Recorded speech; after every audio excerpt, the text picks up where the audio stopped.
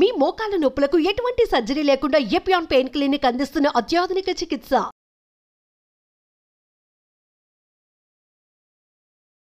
నమస్తే, అందరూ బాగున్నారా?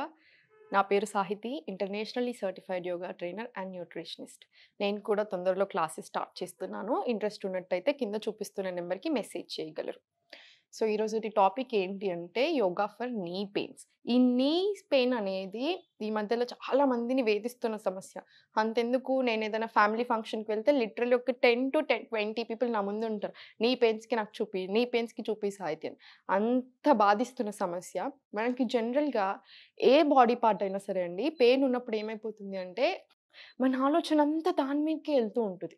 మనం ఎంత కంట్రోల్ చేసుకుందాం అనుకున్నా, అసలు మనం వేరే దాని గురించి ఆలోచన చేద్దాం అనుకున్నా తెలియకుండానే మన డే అంతా డిస్టర్బ్ అయిపోతూ ఉంటుంది. మన ఆలోచన, మన మూడ్, ఎవ్రీథింగ్ అంతా స్పాయిల్ అయిపోతూ ఉంటుంది. సో నేను అందుకని ఈరోజు మీ అందరి కోసం ఈ టాపిక్తో వచ్చాను. నేను మీకు క్లియర్గా ఎక్స్ప్లెయిన్ చేస్తాను. యోగాతో పాటు ఇంకేమేం చేసుకోవాలి అనేది కూడా నేను మీకు చెప్తాను. సో ఫస్ట్ కొన్ని రూల్స్ నేను మీకు చెప్తాను. యోగా కంటే ముందు, మనం స్టార్ట్ చేసే కంటే ముందు అది వినండి. యోగా నీ పెయిన్ అనేది దేనివల్ల అయినా అయి ఉండొచ్చు. ఈ మధ్యలో ఏంటి, ఇంతకుముందు అట్లీస్ట్ ఒక age, certain age 50 years above అలా వచ్చేది. ఇప్పుడు ఏమైపోతుంది, అసలు ఏజ్తో సంబంధం లేకుండా 20 years నుంచి స్టార్ట్ అయిపోతుంది నీ పెయిన్స్ అనేవి. అది రీజన్ ఏదైనా అయి ఉండొచ్చు. కొంతమందికి వెయిట్ బాగా ఎక్కువ అయిపోవడం వల్ల, ఈ మధ్యలో ఒబెసిటీ అనే సమస్య చాలా మందిలో ఉంది కాబట్టి వెయిట్ గెయిన్ వల్ల వెయిట్ అంతా, ప్రెషర్ అంతా నీస్ మీద పడి కూడా ఎక్కువ అవుతుంది. పోస్చర్ ఇన్కరెక్షన్ అంటే ఏంటి, ఇప్పుడు సపోజ్ ఆఫీస్లలో ఉన్నారనుకోండి, మీరు గమనిస్తే 4-5 hours ఒకటే పొజిషన్లో కూర్చొని ఉంటారు. లేదా టీవీ చూడడం, ఏదైనా సరే అండి, రాంగ్ పొజిషన్స్లో కూర్చుంటే దాన్ని పోస్చర్ ఇన్కరెక్షన్ అంటారు. అలా చేయడం వల్ల కూడా నీస్ మీద అంతా, ఇప్పుడు మనము ఇలా చేయి పెట్టిననుకోండి, ఒకటే ప్లేస్లో ఇలానే పెట్టి ఉంచితే మనకి ఎలా ఉంటుంది, డిఫరెన్స్ ఎలా ఉంటుంది, ఇప్పుడు ఈ చేతికి సేమ్ అంతే నీస్ మీద కూడా. సో నీస్లో ల్యూబ్రికేషన్ అవ్వకుండా మీ ఆర్థరైటిస్ కండిషన్ అనేది ఇంకా ఎక్కువ అవుతూ ఉంటుంది.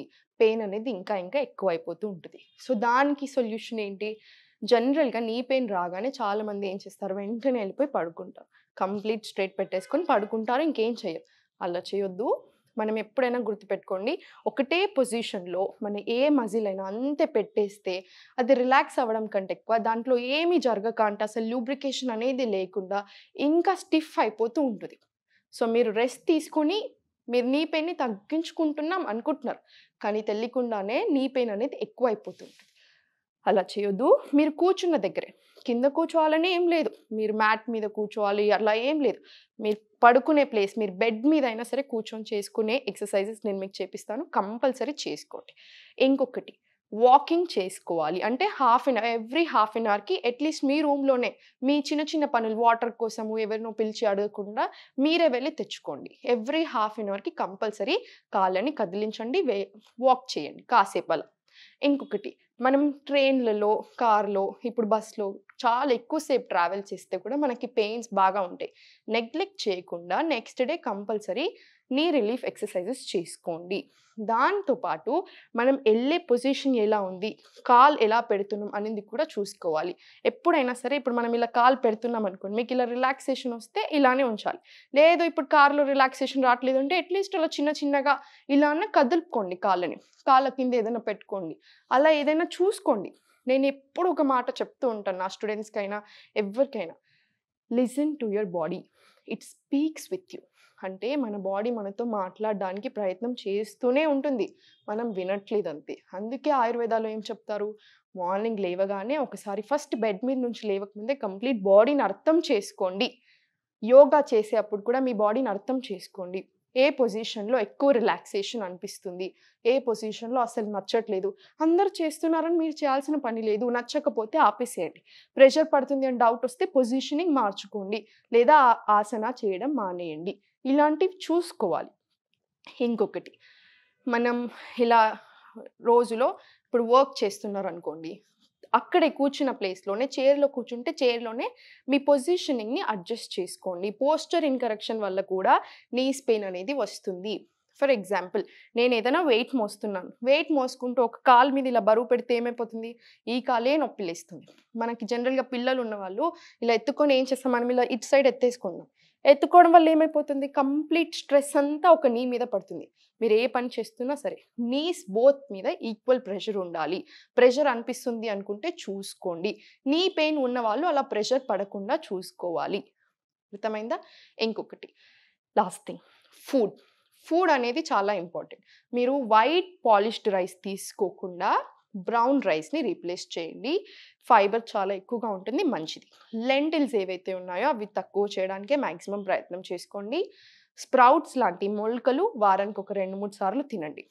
ఇలాంటి చేంజెస్ అన్నీ మీరు స్లోగా చేంజెస్ చేసుకోండి. ఇవి చాలా ఇంపార్టెంట్. ఇంకొకటి, అల్యూమినియం కుకింగ్ అనేది చాలా డేంజరస్. అసలు మనకి ఇప్పుడు ఈ సంవత్సరంలో ఇంత పెయిన్స్ అన్నీ ఎక్కువ అవ్వడానికి రీజన్ మీరు పుట్టినప్పటి నుంచి అల్యూమినియంలోనే తినడం వల్ల కూడా. ఇది వినడానికి మీకు ఎలా ఉన్నా ఇది చాలా నిజం.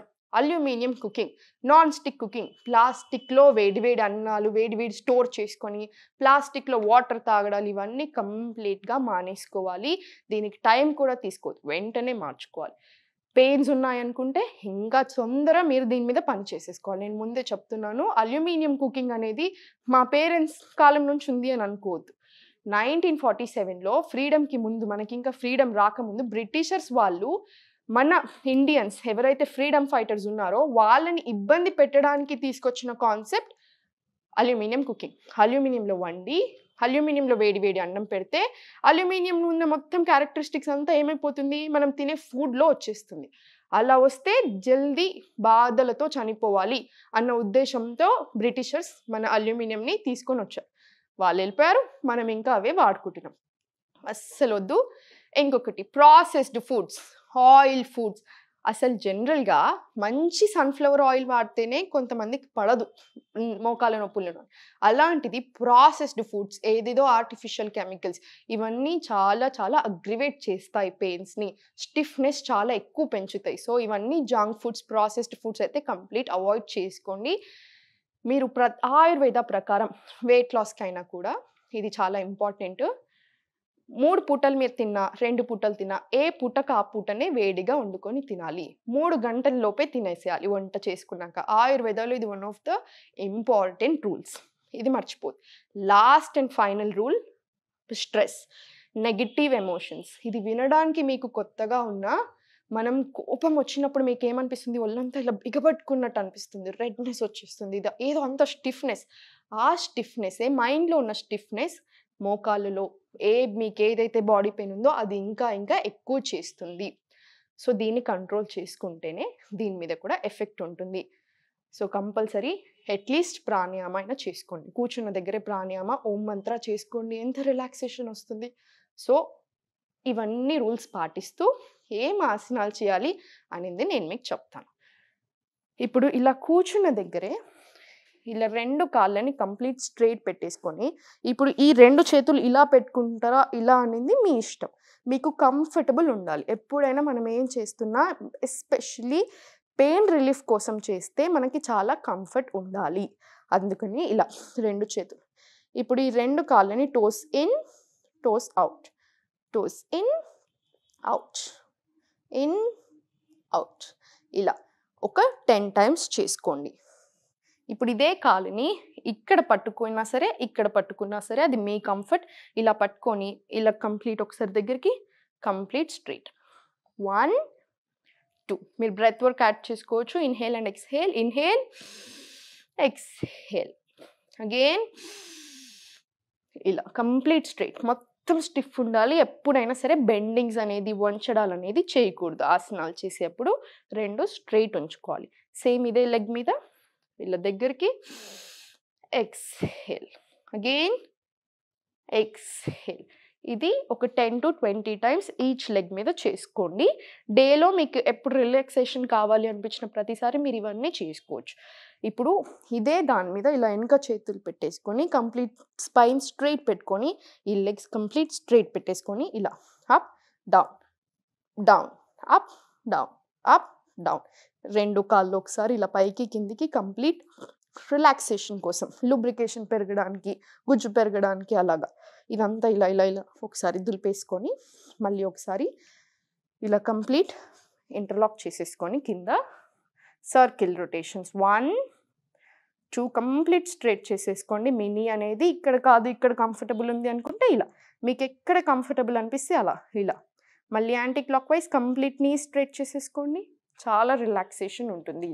సేమ్ ఈ లెగ్ మీద కూడా same 1 2 3 anti clock wise same ఇలా సేమ్ కంప్లీట్ ఇలా పెట్టేసుకోండి లెగ్స్ని. ఎందుకు అంటే మన లెగ్స్ కంప్లీట్ మనకి స్ట్రెయిట్ ఉండాలి. లెగ్స్ మీద బరువు పడే ఆసనాలు చేయకూడదు. కొంతమంది స్క్వాట్స్ చేయమని చెప్తూ ఉంటారు. కాదు, చేయొద్దు. ఎందుకంటే మీరు ఐడియల్ వెయిట్ లేకపోయినా, బరువు ఎక్కువగా ఉన్నా, మొత్తం స్క్వాట్ పొజిషన్ కొంచెం రాంగ్ ఉన్నా ఇంకా పెయిన్ ఎక్కువ అవుతుంది. అలా జరగనివ్వద్దు. సో కంప్లీట్ ఇలా పెట్టుకొని చేసుకోవాలి.